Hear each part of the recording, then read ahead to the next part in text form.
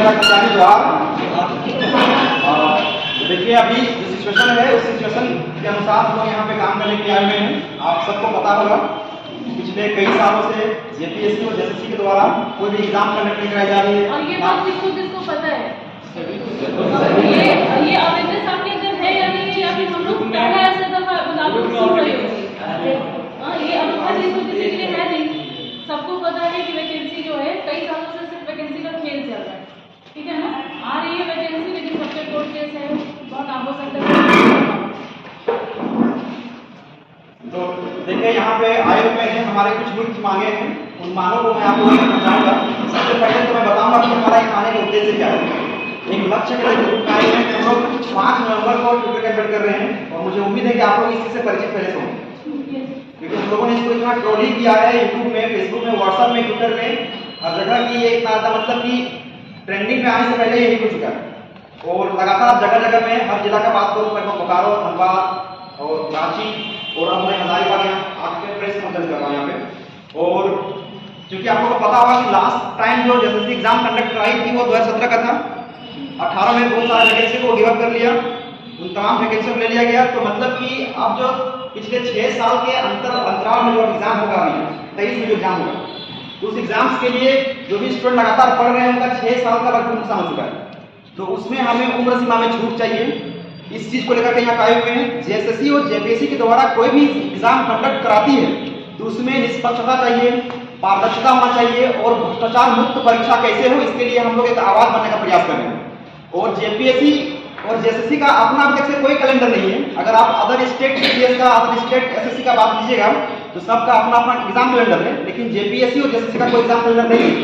JSSC अगर exam calendar निकालती भी है तो उसे मतलब कि एक्सटेंड करते जाती है।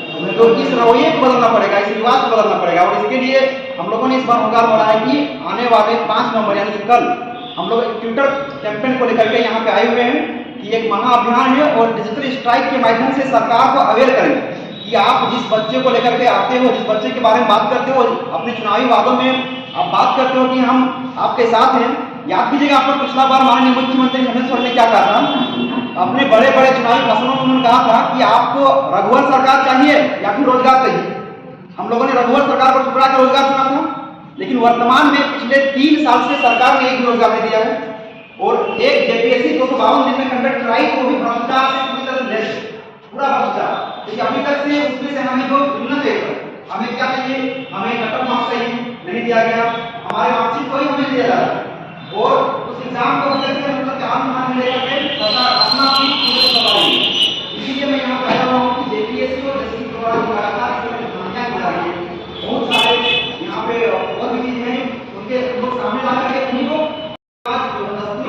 चलाया है ये ना हो, इसके लिए हम कैंपेन कर रहे हैं। और कल डिजिटल स्ट्राइक है, इस स्ट्राइक को आपको तो समझ माना है क्योंकि मैंने देखा वो समय समय से हजारीबाग का जो धरती है, मैंने हमेशा किताबों में पढ़ा है और आज देख रहा हूँ यहाँ पे कि ये एक आंदोलनकारी और वीरों की भूमि है और यहाँ पे हर एक युवा जो है केवल पढ़ते ही नहीं है बल्कि लड़ते भी हैं। तो आज आपको अपना हक और अधिकार के लिए लड़ने का समय आया हुआ है।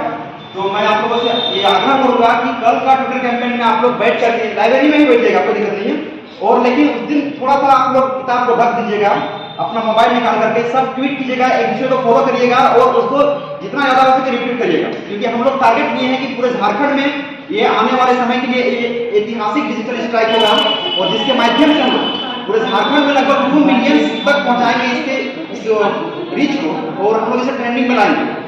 तो इसीलिए आप लोगों से आग्रह होगा कि आप लोग इस पे जरूर फोकस करें। और अभी यहाँ पे लोग आए हुए हैं, थोड़ा सा आप लोग का मैं और कीमती समय लूंगा कि 3 बजे से हम लोग का गांधी मैदान में एक प्रेस कॉन्फ्रेंस है, क्योंकि हर जिला में प्रेस कॉन्फ्रेंस आप करते आए हैं और इस प्रेस कॉन्फ्रेंस को आप लोग सफल बना सकते हैं और इसीलिए सभी लोगों को वहां पे आपको आना पड़ेगा।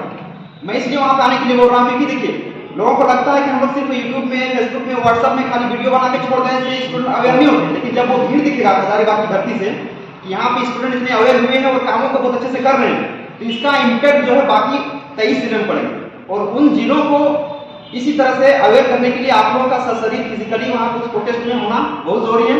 इसलिए मैं बार बार आप लोगों से आग्रह कर रहा हूँ कि ये लड़ाई आपकी है, आपको लड़ना पड़ेगा।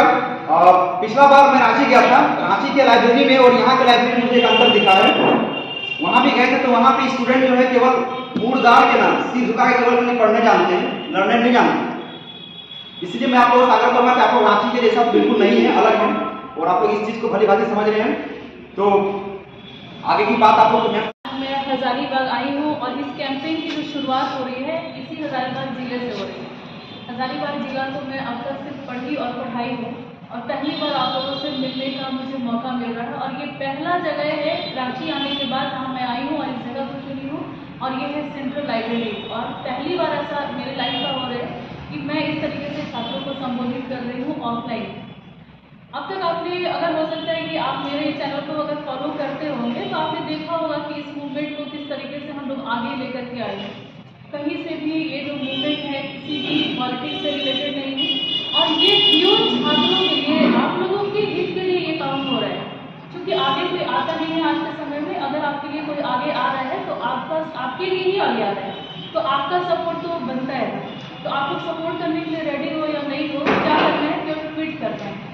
सपोर्ट में आपको क्या करना है, केवल जहाँ बैठे हो रोज की तरह आना है और सिर्फ आपको ट्वीट करना है और अधिक से अधिक संख्या में आपको आपको अपनी रिस्पॉन्सिबिलिटी लेनी है कि मुझे अधिक से अधिक ट्वीट कर दें।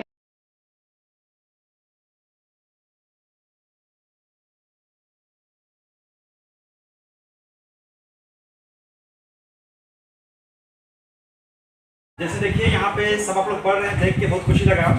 जितना ज़्यादा आप लोग मेहनत कर रहे हैं, लगातार आप लोग प्रयास कर रहे हैं किस तरह से आप लोग का जेपीएससी और जेएसएससी निकल जाए।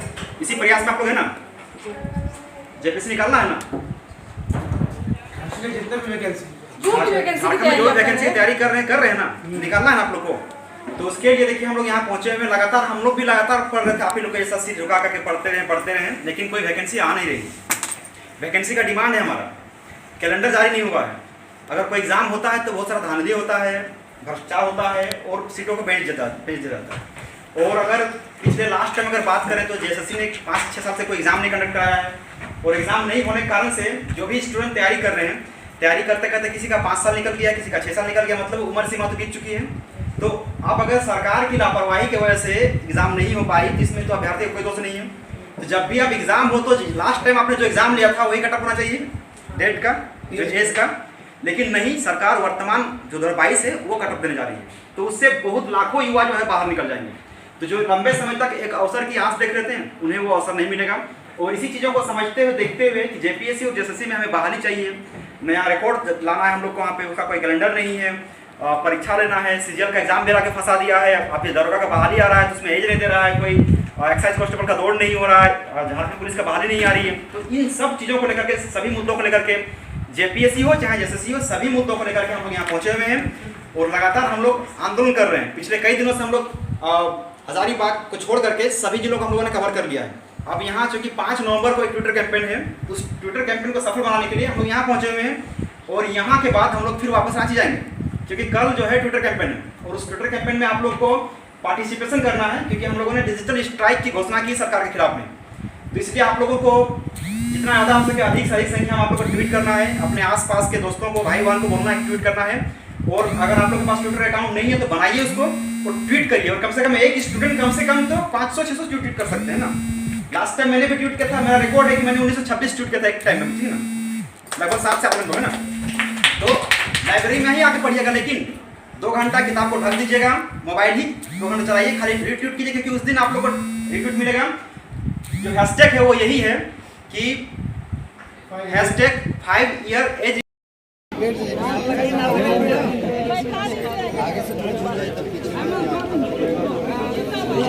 नहीं मुर्दाबाद नहीं लगाए ना।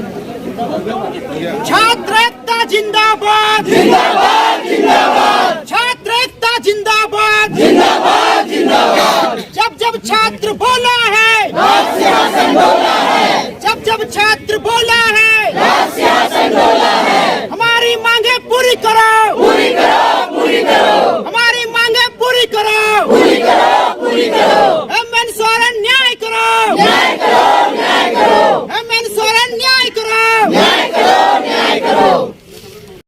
युवा मांगे रोजगार, शिबू सोरेन सुन लो, युवा मांगे रोजगार, शिबू सोरेन सुन लो, युवा मांगे रोजगार, जेएमएम सरकार सुन लो, युवा